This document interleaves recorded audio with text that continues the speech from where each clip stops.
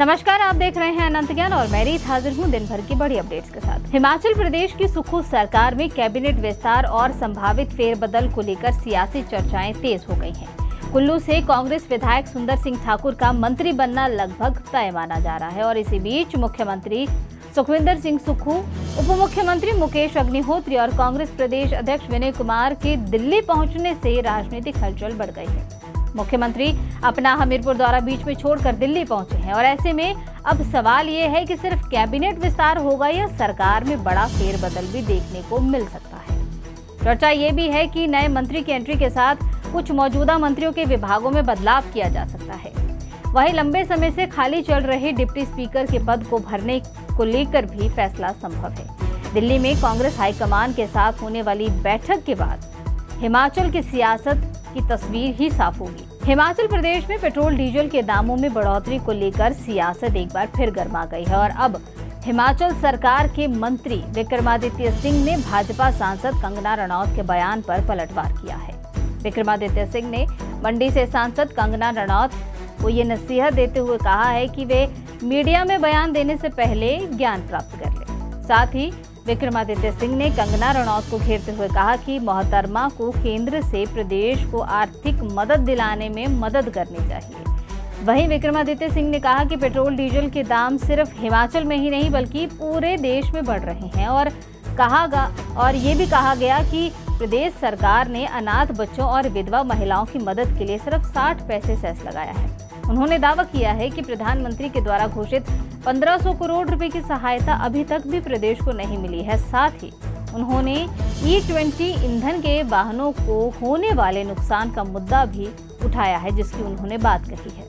मंडी जिले के द्रंग विधानसभा क्षेत्र के देवरी में 18 अगस्त को कांग्रेस महासचिव प्रियंका गांधी वाड्रा नवनिर्मित राजकीय वरिष्ठ माध्यमिक स्कूल भवन का निरीक्षण कर सकती हैं। वर्ष 2023 की प्राकृतिक आपदा में पुराना स्कूल भवन क्षतिग्रस्त होने के बाद प्रियंका गांधी वाड्रा ने देवरी पहुंचकर प्रभावित लोगों से मुलाकात की थी।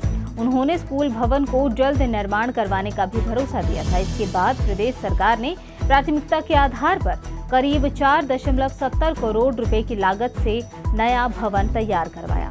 हालांकि इसके उद्घाटन की तारीख पहले कई बार तय होने के बावजूद कार्यक्रम टल चुका है।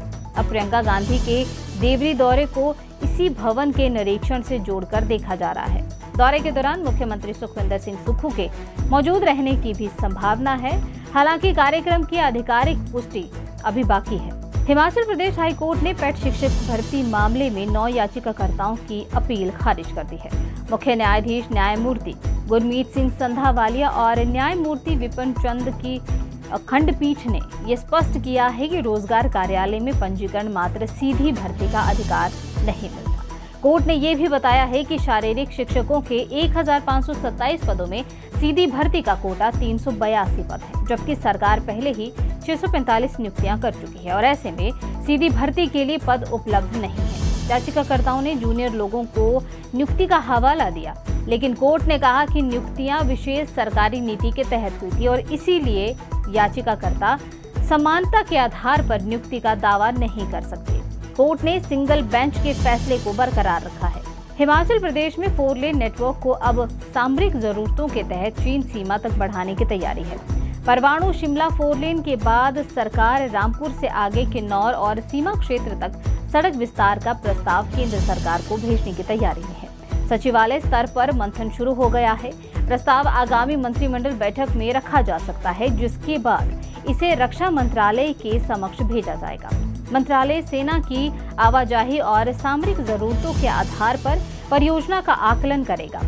4 लेन को रामपुर तक बढ़ाने की मंजूरी पहले ही मिल चुकी है और इसके साथ ही पठानकोट ले बेहतर 4 लेन कनेक्टिविटी का मुद्दा भी केंद्र सरकार के सामने उठाने की तैयारी है।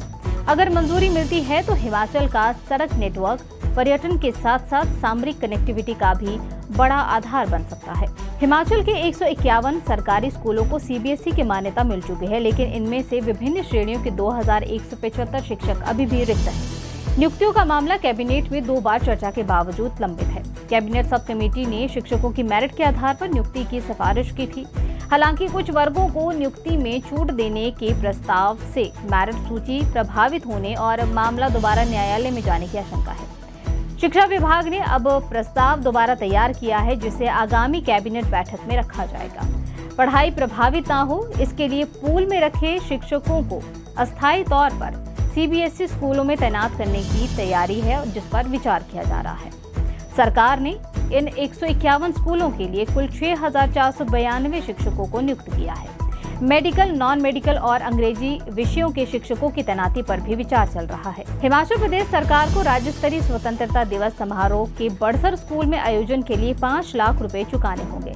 यदि सरकार ने ये रकम जमा नहीं करवाई तो आयोजन की अनुमति नहीं होगी। हाईकोर्ट ने राज्य सरकार को हमीरपुर जिले के बड़सर स्थित राजकीय वरिष्ठ माध्यमिक पाठशाला के खेल मैदान का उपयोग का आयोजन करने के लिए सशर्त अनुमति दी थी। हालांकि इसके लिए उपयुक्त शुल्क के रूप में 5 लाख रुपए भुगतान स्कूल के बच्चों के लिए वेलफेयर स्कीम के लिए करना होगा। इसके साथ ही कोर्ट ने अधिकारियों को फटकार लगाते हुए कहा है कि तैयारियां पूरी करने के बाद अनुमति मांगना उचित नहीं है। साथ ही आयोजन के बाद सफाई व्यवस्था सुनिश्चित करने के निर्देश भी दिए गए हैं। कोर्ट ने यह भी दोहराया है कि शैक्षणिक संस्थानों के परिसरों का गैर शैक्षणिक गतिविधियों के लिए उपयोग नहीं किया जा सकता। सेब सीजन में कलेक्शन सेंटरों के बाहर सेब की बोरियां लंबे समय तक पड़ी रहने से फसल खराब होने की समस्या को देखते हुए हिमफेड और एचपीएमसी ने सी ग्रेड सेब उठान की व्यवस्था में बदलाव किया है। अब ऑनलाइन MIS पंजीकरण और सेब की वास्तविक मात्रा के आधार पर ही वाहनों की व्यवस्था होगी, जिससे सेब की समय पर ढुलाई और बर्बादी पर रोक लग सकती है। रामपुर, ननखंडी और सराहन क्षेत्र के 17 कलेक्शन सेंटरों पर ये व्यवस्था लागू होगी और बागवान HPMC MIS ऐप के जरिए घर बैठे पंजीकरण कर सकते हैं। बिना पंजीकरण MIS के तहत सेब की खरीद नहीं होगी।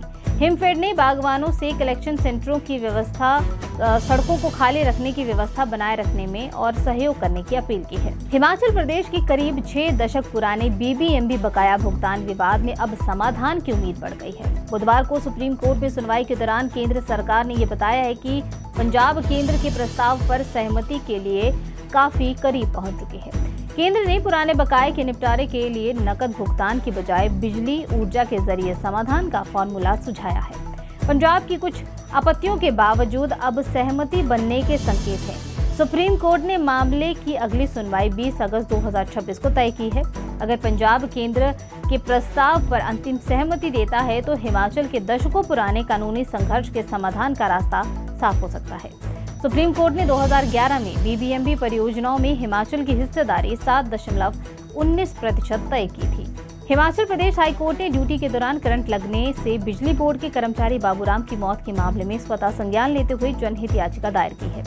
कोर्ट ने हिमाचल सरकार की HPSEBL और RVNL को नोटिस कर जवाब मांगा है। बाबूराम ने बिजली बोर्ड में इलेक्ट्रीशियन के पद पर जो कार्यरत थे, 5 जुलाई 2026 को ड्यूटी के दौरान विद्युत प्रवाहित लाइन की चपेट में आने से उनकी मौत हो गई। उनकी पत्नी की ओर से भेजे गए प्रतिवेदन के आधार पर यह मामला हाईकोर्ट के संज्ञान में आया है।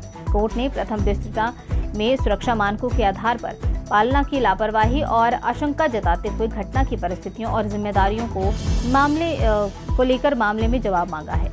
मामले की अगली सुनवाई 23 सितंबर को होगी। फिलहाल इस बुलेटिन में इतना ही। बाकी की तमाम जानकारी के लिए आप जुड़े रहिए अनंत ज्ञान के साथ।